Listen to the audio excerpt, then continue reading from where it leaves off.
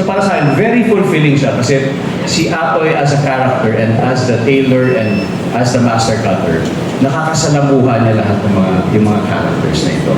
Bukod siyempre sa character ni Shena, sa character ni Max, ni Paolo at saka ni Joven, I get to, kumbaga natatahi ko yung buhay nila in one way or another. And to me, that's very fulfilling kasi I get to experience these characters, I get to experience being with these characters.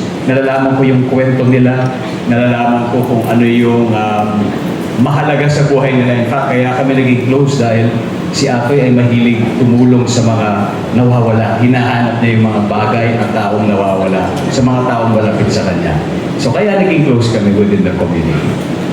Kuya Dong, konting salita pa rin, konting kwento pa lang. Shena, we're ecstatic to learn more about your roles in the Master. Hi, good afternoon everyone. Thank you for being here today. We're so excited. I play Elaine, isa siyang preschool teacher na nakatira sa Isla, and she loves the simple life kasi galing siya sa very complicated na past.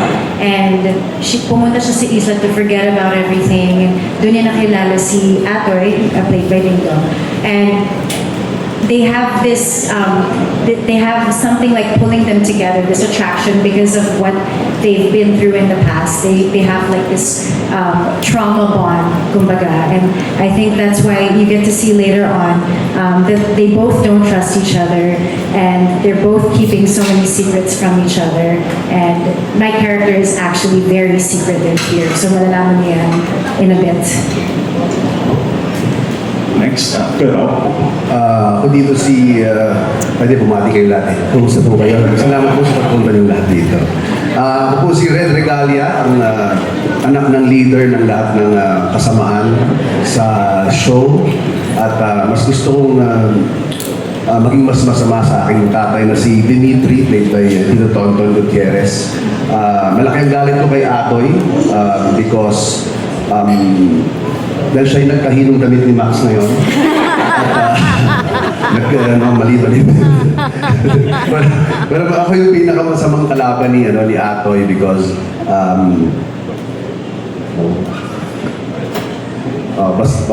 chinecheck ko lang po kung ano hindi po pwede i-spoil.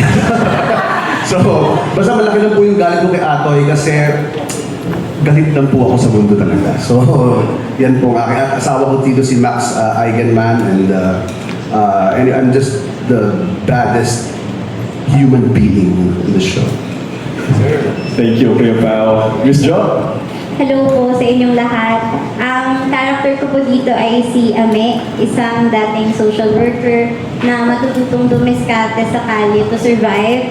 At ako din po yung magiging guardian ni Ibiang at magiging katulong din ni Atoy sa ilan sa mga missions niya pag napunta na siya sa poder ni Atoy. At may konting crush din po siya kay Atoy.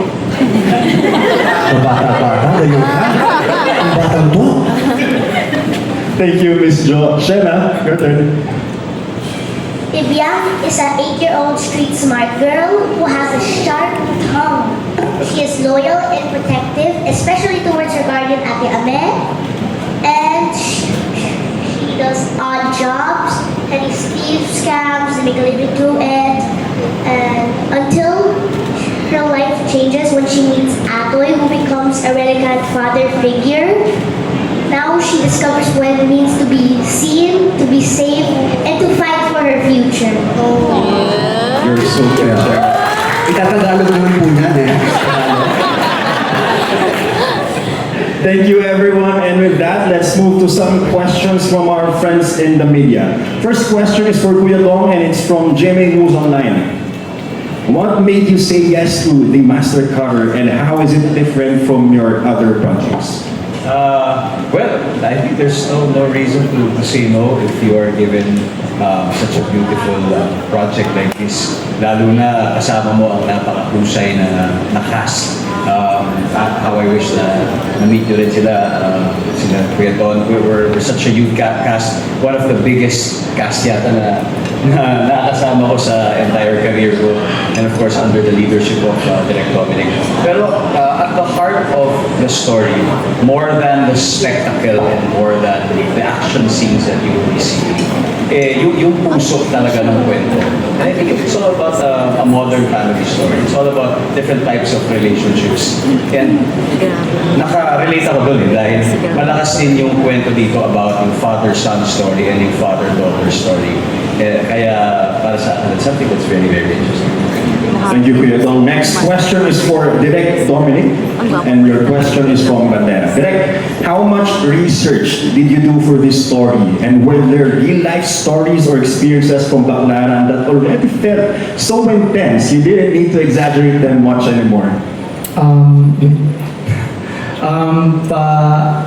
Thank you muna kay Dong kasi I'm sure there was so much pushback na gawin namin to sa Baclaran. And with good reason, because like if you shoot there in the morning, it's like every 10 minutes may dadaan na aeroplano. That's not gonna work kapag when you're shooting, it's gonna be too noisy. Pero dahil lumalanding naman, mabilis na tatapos. Mabilis na nakaka-landing, so you wait like 15 seconds and then wala na ulit yung sound. You have to be able to take within 5 minutes. Pero in terms of research, there wasn't really much research on my part. Pero kasi ito na ako that's my neighborhood, that's my province. Actually, my dad's province. Pero I would say, kwento ko lang muna. Meron character doon na Mang Delfin. It was an actual person. Doon ako nagpapatay kay Mang Delfin. Not from Baclaran, pero sastre siya. Medyo ganun yung nature ng job niya. He was a master cutter. He used to work in Bergamo as a master cutter. Tapos ginagawa niya, nag-home service siya. Pupunta, susukatan ka, bibigyan ka ng swatches, pipili ka ng tela, tapos comes back after 10 days, first fitting, tapos kung okay na sa'yo yun, maybe a couple more days, tapos meron ka ng suit. And he was really good, but he's passed away since. Pero dun nagsimula yung inspiration sa, okay, meron siyang access to all these people. So dun ang galing yun. So maybe that was the most basic research that I did.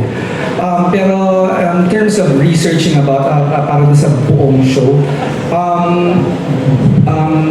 I needed to I wouldn't call it research, pero siguro to figure out a way on how to do these action scenes with an action team that was totally kick-ass. Hats off to that team of Action 360, to our action director, si Direk Jonah Del Rosario. All of that we had to figure out. Like, how do we do this given this limited time, limited budget?